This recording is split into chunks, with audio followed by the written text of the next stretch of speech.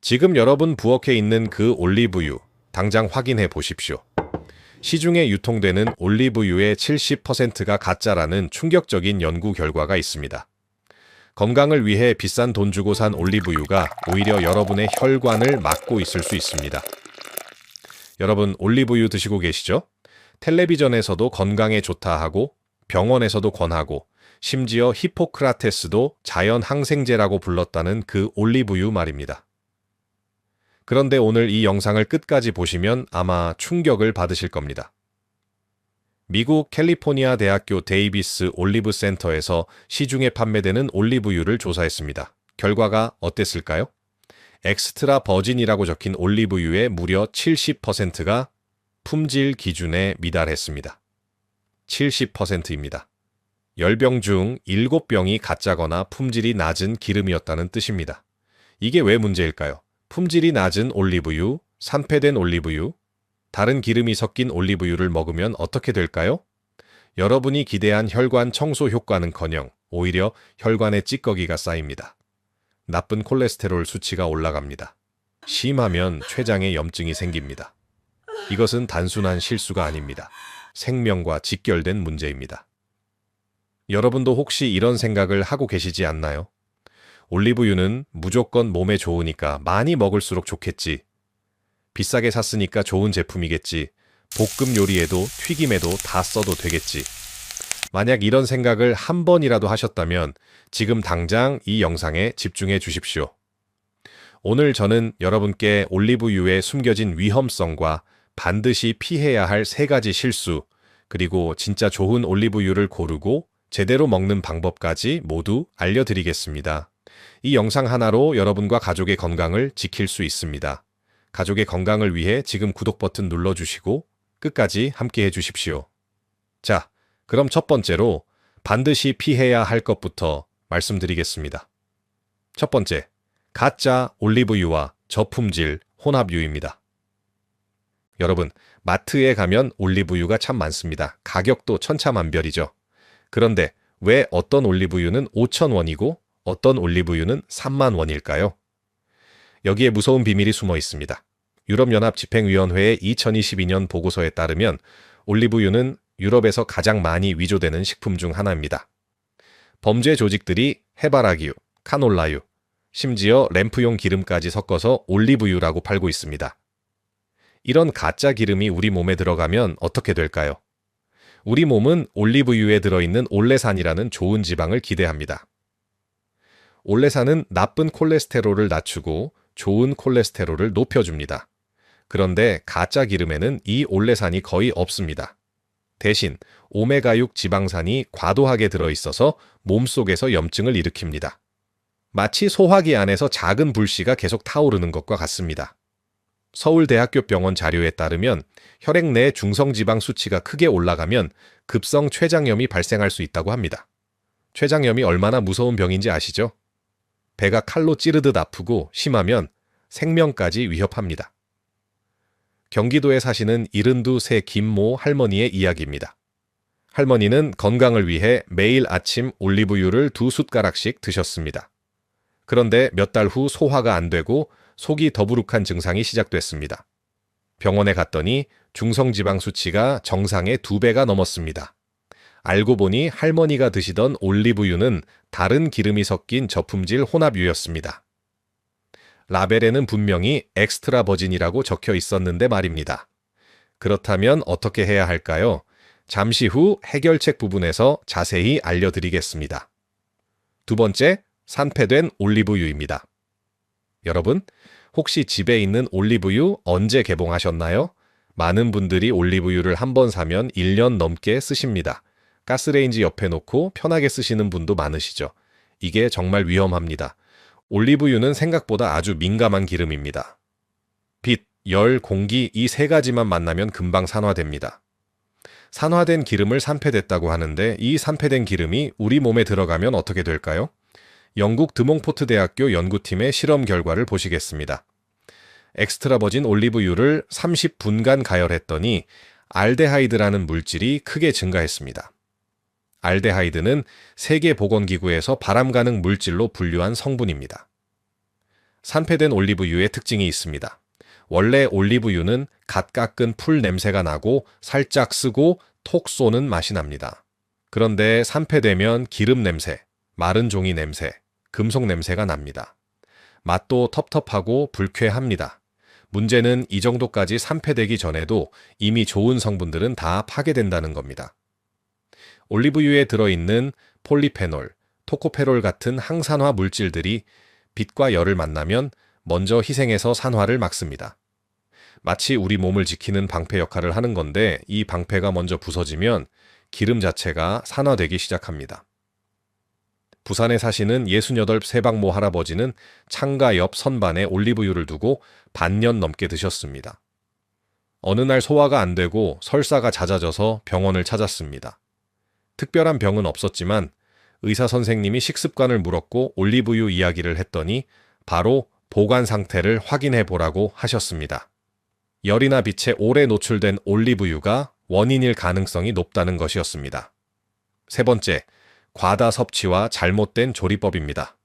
올리브유가 좋다고 하니까 많이 먹을수록 좋을 것 같으시죠? 그렇지 않습니다. 미국 식품의약청에서 발표한 올리브유 하루 권장량은 23g입니다. 큰 숟가락으로 약 2숟가락 정도입니다. 그런데 이것도 다른 지방 섭취를 줄였을 때 기준입니다. 평소처럼 고기도 드시고 다른 기름도 쓰신다면 하루 한 숟가락 약 12g이 적당합니다. 올리브유 100g은 900kcal입니다. 한 숟가락만 해도 120kcal나 됩니다. 건강하다고 많이 드시면 오히려 살이 찌고 혈당이 오르고 콜레스테롤 수치가 올라갑니다. 하이닥 의료정보에 따르면 올리브유를 과도하게 섭취하면 혈압이 크게 떨어질 수 있어서 현기증이나 신부전, 뇌졸중 등의 문제가 생길 수 있다고 합니다. 또한 담낭이 막히거나 담석이 생길 수도 있습니다. 조리법도 중요합니다. 엑스트라 버진 올리브유의 발연점은 180도에서 190도 사이입니다. 발연점이란 기름에서 연기가 나기 시작하는 온도입니다. 이 온도를 넘으면 기름이 타면서 유해 물질이 만들어집니다. 삼겹살이나 스테이크를 맛있게 굽는 온도가 220도에서 240도입니다. 이 온도에서 엑스트라 버진 올리브유를 쓰면 어떻게 될까요? 기름이 타면서 발암 물질인 벤조피렌이 생깁니다. 대구에 사시는 74 세초의 모 할머니는 올리브유가 좋다고 해서 모든 요리에 올리브유만 쓰셨습니다. 삼겹살 구울 때도 생선 튀길 때도 말입니다. 몇 달 후 건강검진에서 간 수치가 올라가 있었습니다. 의사 선생님은 고온 조리에 올리브유를 사용한 것이 원인일 수 있다고 말씀하셨습니다. 자, 지금까지 올리브유 섭취 시 반드시 피해야 할 3가지를 말씀드렸습니다. 정리해 드리겠습니다. 첫째, 가짜 올리브유와 저품질 혼합유. 시중 제품의 70%가 기준 미달입니다. 둘째, 산패된 올리브유.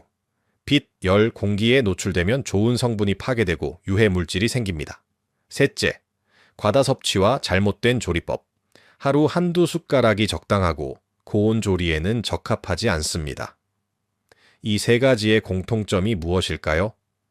바로 올리브유가 좋다는 것만 알고 어떻게 고르고 어떻게 보관하고 어떻게 먹어야 하는지는 모른다는 것입니다. 이제 실제 사례를 통해 더 자세히 알아보고 해결책으로 넘어가겠습니다. 전라도 광주에 사시는 73 이모 할아버지의 이야기입니다. 할아버지는 3년 전부터 올리브유를 드시기 시작했습니다. 텔레비전에서 지중해 식단이 좋다고 해서 마트에서 제일 큰 용량을 사셨습니다. 가격도 저렴했고 엑스트라 버진이라고 적혀 있었으니까요. 할아버지는 매일 아침 공복에 올리브유를 3숟가락씩 드셨습니다. 밥에도 뿌려 드시고 국에도 넣어 드셨습니다. 많이 먹을수록 좋을 거라고 생각하셨습니다. 그런데 석 달쯤 지나자 이상한 증상이 나타났습니다. 속이 더부룩하고 소화가 안 됐습니다. 화장실에 가면 설사와 변비가 번갈아 왔습니다. 체중도 5kg이나 늘었습니다. 건강검진을 받았더니 중성지방 수치가 정상의 1.5배, 나쁜 콜레스테롤 수치도 경계 수준이었습니다. 의사 선생님이 식습관을 물었고 올리브유 이야기를 하셨습니다. 의사 선생님은 몇 가지를 확인해 보라고 하셨습니다. 올리브유 용기가 투명한 플라스틱 병이 아닌지, 개봉한 지 얼마나 됐는지, 하루에 얼마나 드시는지. 할아버지가 드시던 올리브유는 투명한 플라스틱 병에 담긴 제품이었고 개봉한 지 넉 달이 넘었습니다. 창가 선반에 두고 계셨습니다. 의사 선생님의 조언에 따라 할아버지는 올리브유 섭취 방법을 완전히 바꾸셨습니다. 어두운 유리병에 담긴 제품으로 바꾸고 냉장고 안에 보관하셨습니다. 하루 섭취량도 한 숟가락으로 줄이셨습니다. 고온 요리에는 아보카도 오일을 쓰시고 올리브유는 샐러드나 나물 무침에만 쓰셨습니다. 2달 후 다시 검사를 받았습니다. 중성지방 수치가 정상으로 돌아왔고 소화불량 증상도 사라졌습니다. 체중도 3kg이 빠졌습니다. 할아버지는 이렇게 말씀하셨습니다. 무작정 좋다는 것만 믿고 따라하면 안 된다. 어떻게 먹어야 하는지가 더 중요하다. 또 하나의 사례를 말씀드릴게요. 충청도 대전에 사시는 76, 세정모 할머니의 이야기입니다. 할머니는 당뇨와 고혈압이 있으셨습니다. 약을 드시면서 관리하고 계셨는데 지인에게서 올리브유가 당뇨에도 좋고 혈관에도 좋다는 이야기를 들으셨습니다. 할머니는 병원에 상담하지 않고 바로 올리브유를 사셨습니다. 인터넷에서 본 대로 아침 공복에 올리브유를 2숟가락씩 드셨습니다. 그것도 모자라서 약도 올리브유와 함께 드셨습니다. 문제는 2달 후에 시작됐습니다. 갑자기 어지럽고 힘이 빠지는 증상이 왔습니다. 혈압을 재보니 평소보다 많이 낮았습니다. 병원에 갔더니 의사 선생님이 깜짝 놀라셨습니다. 올리브유에는 혈압을 낮추는 효과가 있습니다. 그런데 할머니는 이미 혈압약을 드시고 계셨습니다. 올리브유와 혈압약이 함께 작용하면서 혈압이 너무 많이 떨어진 것입니다. 게다가 올리브유와 함께 약을 드시면 약의 흡수에도 영향을 줄 수 있습니다. 할머니는 한동안 혈압 조절이 안 돼서 고생하셨습니다. 다행히 지금은 회복하셨지만 의사 선생님의 지시에 따라 올리브유 섭취를 조절하고 계십니다. 할머니의 딸은 이렇게 말씀하셨습니다. 어머니가 좋다는 거라서 그냥 드시게 뒀는데 미리 의사 선생님께 여쭤봤어야 했어요. 정말 후회됩니다. 이 두 사례를 통해 무엇을 느끼셨나요? 올리브유는 분명 좋은 식품입니다. 하지만 잘못 고르고 잘못 보관하고 잘못 먹으면 오히려 독이 됩니다. 특히 기저질환이 있는 분들은 반드시 전문가와 상담하신 후에 드셔야 합니다. 그렇다면 도대체 왜 이런 일들이 벌어지는 걸까요? 이런 문제가 생기는 근본 원인은 6가지입니다. 첫째, 가짜와 저품질 제품의 범람입니다. 앞서 말씀드렸듯이 미국 캘리포니아 대학교 연구에서 시중 올리브유의 70%가 기준 미달이었습니다. 유럽에서는 올리브유 위조가 하나의 범죄 산업이 됐습니다. 해바라기유, 카놀라유를 섞어서 올리브유라고 팔면 몇 배의 이익을 남길 수 있기 때문입니다. 둘째, 잘못된 보관 방법입니다. 많은 가정에서 올리브유를 가스레인지 옆에 두고 쓰십니다. 편리하지만 이게 가장 위험합니다. 열과 빛에 계속 노출되면 기름이 빠르게 산화됩니다. 또한 뚜껑을 제대로 닫지 않아서 공기 중 산소와 접촉하는 것도 문제입니다. 셋째, 과다 섭취 문제입니다. 좋다고 하면 많이 먹어야 할 것 같은 심리가 있습니다. 미국 식품의약청 권장량은 하루 23g인데 어떤 분들은 하루에 50g 이상 드시기도 합니다. 올리브유도 결국 지방입니다. 과하면 살이 찌고 각종 성인병 위험이 높아집니다. 넷째, 잘못된 조리법입니다. 엑스트라 버진 올리브유의 발연점은 180도 정도입니다. 그런데 튀김 온도는 180도, 스테이크 굽는 온도는 230도 이상입니다. 발연점을 넘으면 기름이 타면서 발암 물질이 생깁니다. 그런데 많은 분들이 올리브유를 맞는 그로 생각하시고 모든 요리에 쓰십니다. 다섯째, 개인 건강 상태를 고려하지 않는 것입니다. 올리브유가 혈압을 낮추는 효과가 있다는 건 좋은 소식이지만 이미 혈압약을 드시는 분께는 위험할 수 있습니다. 담낭 질환이 있는 분, 췌장 기능이 약한 분, 소화 기능이 떨어지는 어르신들은 특히 주의가 필요합니다. 여섯째, 검증되지 않은 정보의 범람입니다. 인터넷과 유튜브에 올리브유 관련 정보가 넘쳐납니다. 하지만 정확하지 않은 정보도 많습니다. 많이 먹을수록 좋다. 뜨겁게 먹어야 효과가 있다. 아무 제품이나 다 똑같다. 같은 잘못된 정보가 퍼지고 있습니다. 이제 이 문제들을 해결하는 방법을 알려드리겠습니다. 먼저 구독과 좋아요 버튼을 눌러주시면 더 많은 건강 정보를 받아보실 수 있습니다. 가족과 이웃에게도 공유해주세요. 해결책 첫 번째는 진짜 좋은 올리브유 고르는 법입니다. 라벨을 꼼꼼히 보셔야 합니다. 가장 먼저 확인하실 것은 산도입니다. 엑스트라 버진 올리브유의 산도는 0.8% 이하여야 합니다. 산도가 0.3% 이하면 정말 좋은 제품입니다. 산도가 낮을수록 신선하고 품질이 좋다는 뜻입니다. 수확 날짜와 유통기한을 확인하세요. 올리브유는 수확 후 15개월 이내 제품이 신선합니다. 유통기한이 아무리 남았어도 수확한 지 2년이 넘은 제품은 피하세요. 원산지도 중요합니다. 스페인, 이탈리아, 그리스 등 전통적인 올리브 산지 제품이 안전합니다. 여러 나라에서 가져온 올리브를 섞었다고 적혀 있으면 품질이 고르지 않을 수 있습니다. 용기를 보세요. 어두운 색 유리병이나 불투명한 용기에 담긴 제품을 고르세요. 투명한 플라스틱 병은 빛이 통과해서 기름이 빨리 산화됩니다. 좋은 제조사는 짙은 녹색이나 갈색 유리병을 씁니다. 가격도 기준이 됩니다. 250ml 기준으로 최소 2만 원 이상은 주셔야 제대로 된 엑스트라 버진 올리브유를 사실 수 있습니다. 너무 싸면 의심하세요. 집에서 간단히 확인하는 방법도 있습니다. 올리브유를 냉장고에 하루 동안 넣어보세요. 진짜 올리브유는 걸쭉해지거나 부분적으로 굳습니다. 냉장고에 넣어도 전혀 변화가 없다면 다른 기름이 섞였을 가능성이 있습니다. 다만 이 방법이 완벽하지는 않으니 참고만 하세요. 국전리브협회 인증 마크나 원산지 보호 마크가 있는지도 확인하세요. 이렇게 좋은 제품을 고른 분들 중에 한 달 후 콜레스테롤 수치가 개선됐다라고 말씀하신 분들이 많습니다. 해결책 두 번째는 올바른 보관법입니다. 빛을 차단하세요. 올리브유는 반드시 어두운 곳에 보관해야 합니다. 창가는 절대 안 됩니다. 서랍 안이나 찬장 안이 좋습니다. 열을 피하세요. 가스레인지 옆, 전자레인지 옆은 안 됩니다. 온도가 계속 오르내리면 기름이 빨리 상합니다. 서늘한 곳에 두세요. 공기 접촉을 최소화하세요. 사용 후에는 반드시 뚜껑을 꽉 닫으세요. 병을 세워서 보관하면 공기와 닿는 면이 줄어듭니다. 가장 좋은 보관 온도는 8도에서 13도 사이입니다. 와인 냉장고가 있으면 거기에 보관하시면 좋습니다. 일반 냉장고에 넣으면 굳어서 불편하지만 오래 보관해야 한다면 냉장고가 낫습니다. 쓸 때 1시간 정도 미리 꺼내 놓으시면 됩니다. 개봉 후에는 석 달 안에 다 드시는 게 좋습니다. 그래서 처음부터 석 달 안에 다 쓸 수 있는 용량을 사시는 게 현명합니다. 큰 용량이 가격은 싸지만 다 쓰기 전에 산패될 수 있습니다. 보관법을 바꾼 후 기름 냄새가 확 달라졌다, 훨씬 신선하다라고 말씀하시는 분들이 많습니다. 해결책 세 번째는 적정량 섭취법입니다. 미국 식품의약청 권장량은 하루 23g, 큰 숟가락 2숟가락 정도입니다.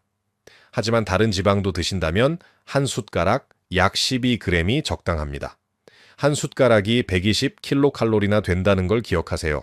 적은 양 같지만 칼로리는 높습니다. 한 번에 많이 드시지 말고 나누어 드세요.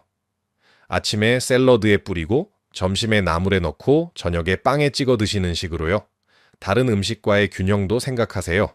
올리브유를 드신 날은 고기 기름이나 다른 기름을 줄이세요.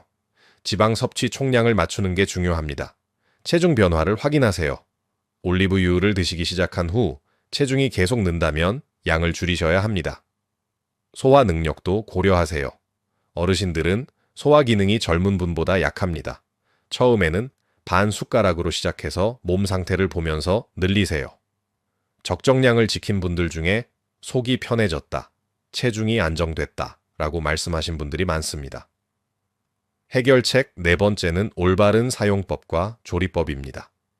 가장 좋은 섭취 방법은 생으로 드시는 것입니다.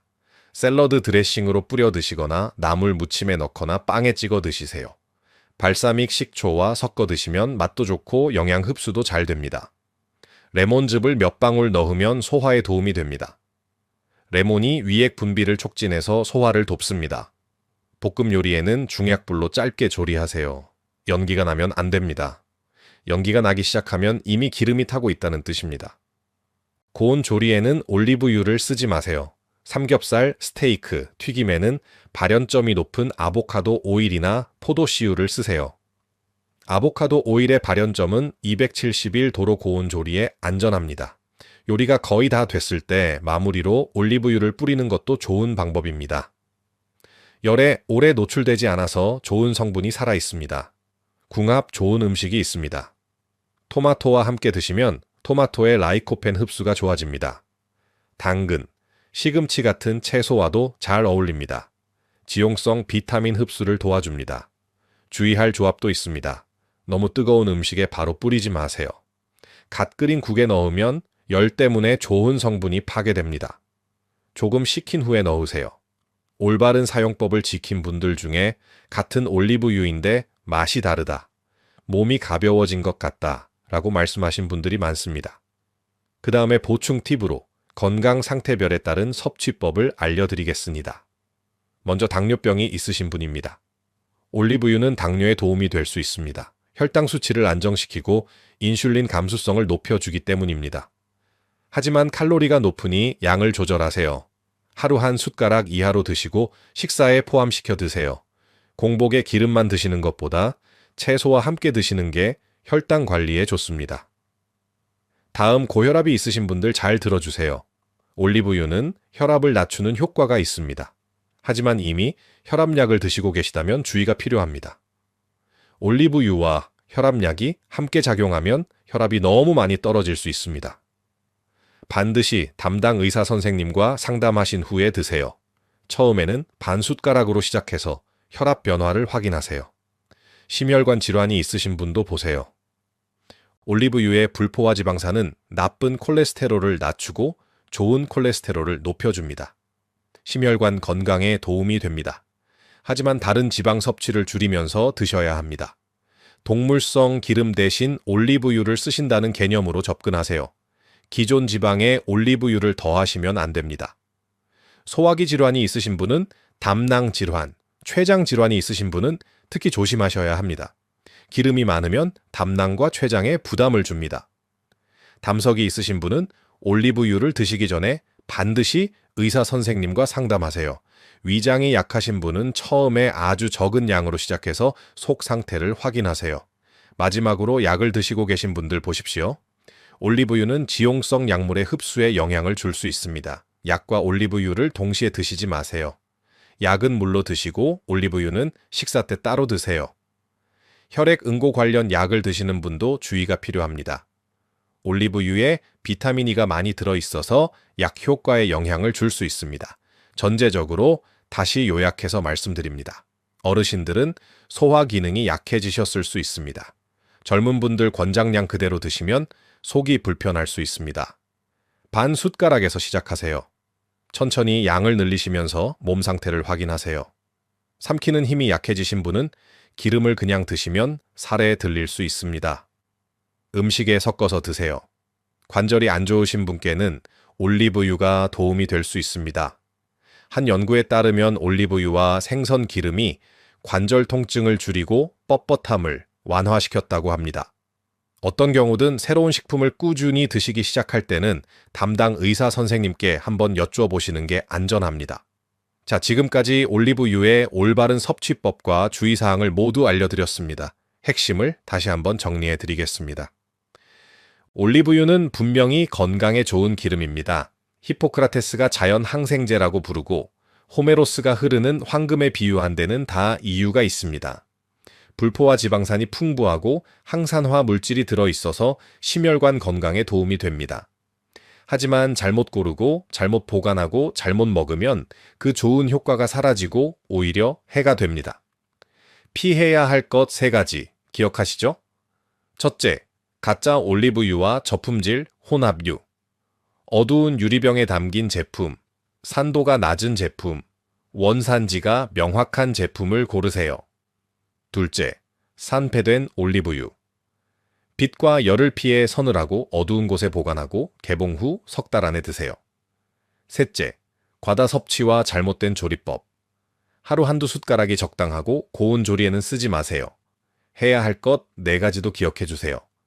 라벨 꼼꼼히 확인하기, 올바르게 보관하기, 적정량 지키기, 생으로 또는 저온에서 사용하기. 꼭 이 4가지를 지켜서 올바르고 건강한 올리브유 섭취를 하시기를 바랍니다. 여러분, 지금 이 영상을 보시면서 떠오르는 얼굴이 있으실 겁니다. 올리브유를 마구 드시는 옆집 어르신, 부엌 창가에 올리브유를 두고 계신 아줌마, 올리브유로 삼겹살을 구우시는 친구, 그분들께 이 영상을 꼭 보여주세요. 작은 정보 하나가 소중한 분의 건강을 지킬 수 있습니다. 처음부터 완벽하게 하지 않으셔도 됩니다. 오늘 당장 집에 있는 올리브유 확인해 보세요. 용기가 투명한지, 어디에 보관하고 있는지, 개봉한 지 얼마나 됐는지. 내일부터 한 숟가락으로 양을 조절해 보세요. 다음에 장 보실 때 라벨을 꼼꼼히 읽어보세요. 작은 변화부터 시작하시면 됩니다. 그 작은 변화가 쌓이면 여러분의 혈관이 달라지고 건강이 달라집니다. 이 영상이 도움이 되셨다면 좋아요 버튼 눌러주세요.